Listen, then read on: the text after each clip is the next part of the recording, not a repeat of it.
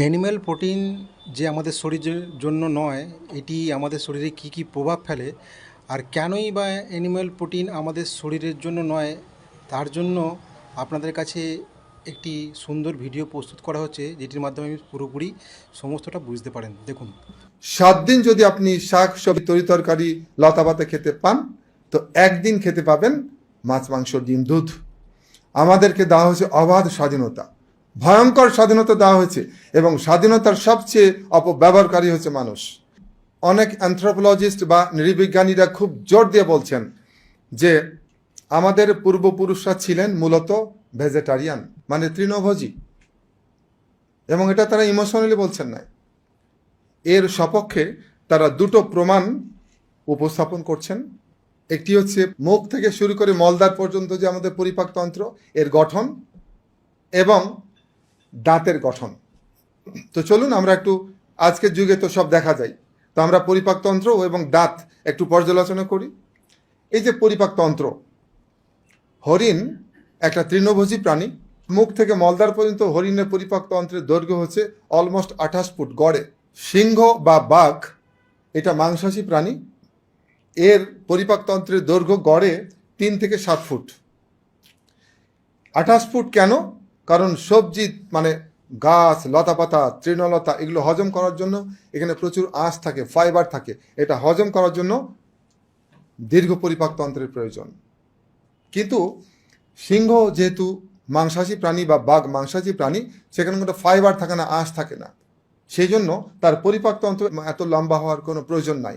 ফলে 3 থেকে 7 ফুট গেল, হজম হলো, আউট।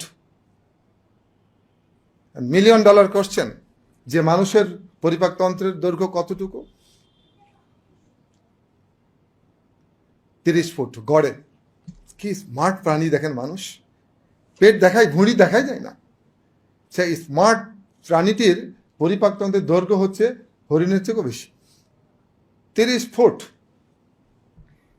তাহলে আমাদের পরিপাকতন্ত্রের সাথে মাংসাশী প্রাণীর পরিপাকতন্ত্রের মিল নাই, বরং যে প্রাণীগুলোর মিল আছে তারা হচ্ছে তৃণভোজী প্রাণী।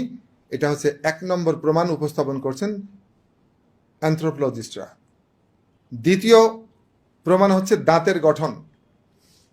আমাদের দাঁত, মাশাআল্লাহ, কি সুন্দর, মুক্তের মতো ঝকঝকে দাঁত। দাঁতের বৈশিষ্ট্যগুলো খেয়াল করুন, কি চমৎকার, সুন্দর, চমৎকার দাঁতের বৈশিষ্ট্য। মানুষের দাঁত, চমৎকার মানুষের দাঁত। এবার আমরা চলে আসি বাঘের দাঁত, একদম বুলেটের মতো, চোখা চোখা, খাড়া খাড়া। হায়ানার দাঁত, ভেড়া বা ছাগলের দাঁত, গরুর দাঁত, ঘোড়ার দাঁত। এরপরে আমরা চলে আসি আবার মানুষের দাঁত। কোন প্রাণীর দাঁতের সাথে আমাদের দাঁতের মিল পেলাম? তৃণভোজী প্রাণীর সাথে। মাংসাশী প্রাণীর সাথে মিল নাই। মাংসাশী প্রাণীর সাথে অল্প মিল আছে। আমাদের কমপক্ষে 4টা দাঁত আছে, এই পাশে একটা, এ পাশে, নিচে একটা, নিচে দুইটা, দুই পাশে। এই 4টা দাঁতকে বলা হয় ক্যানাইন টুথ। ক্যানাইন মানে আবিধানিক অর্থ হচ্ছে যে দাঁতটি কুকুরের দাঁতের মতো, সে দাঁতটিকে বলা হয় ক্যানাইন টুথ। প্রত্যেকটি মানুষের, আমাদের 4টা দাঁত হচ্ছে কুকুরের দাঁতের মতো, মানে মাংসাশী প্রাণীর মতো। বাকি থাকলো কয়টা? 28টা। রেশিওতে কি দাঁড়ায়? 7:1। অর্থাৎ 7 দিন যদি আপনি শাক সবজি তরিতরকারি লতাপাতা খেতে পান, তো একদিন খেতে পাবেন মাছ মাংস ডিম দুধ। আমাদেরকে দেওয়া হয়েছে অবাধ স্বাধীনতা, ভয়ঙ্কর স্বাধীনতা দেওয়া হয়েছে, এবং স্বাধীনতার সবচেয়ে অপব্যবহারকারী হচ্ছে মানুষ। এই ক্ষেত্রে সে এটাকে উল্টায় ফেলেছে। সে 7 দিন মাছ মাংস ডিম দুধ খাই, একদিন সবজি খাই, তাও ওই দিন গিন্নিকে বলে ডিম ভেজে নিয়ে আসো, আজকে সবজি খাবো। ফলাফল, বিশ্বজুড়ে উচ্চ রক্তচাপ, হৃদরোগ, ডায়াবেটিস, স্ট্রোক, স্থূলতা, ফ্যাটি লিভার ডিজিজ, ক্যান্সার আজকে ঘরে ঘরে। এবং এই রোগগুলোকে একত্রে বলা হয় অসংক্রামক রোগ, নন কমিউনিকেবল ডিজিজ।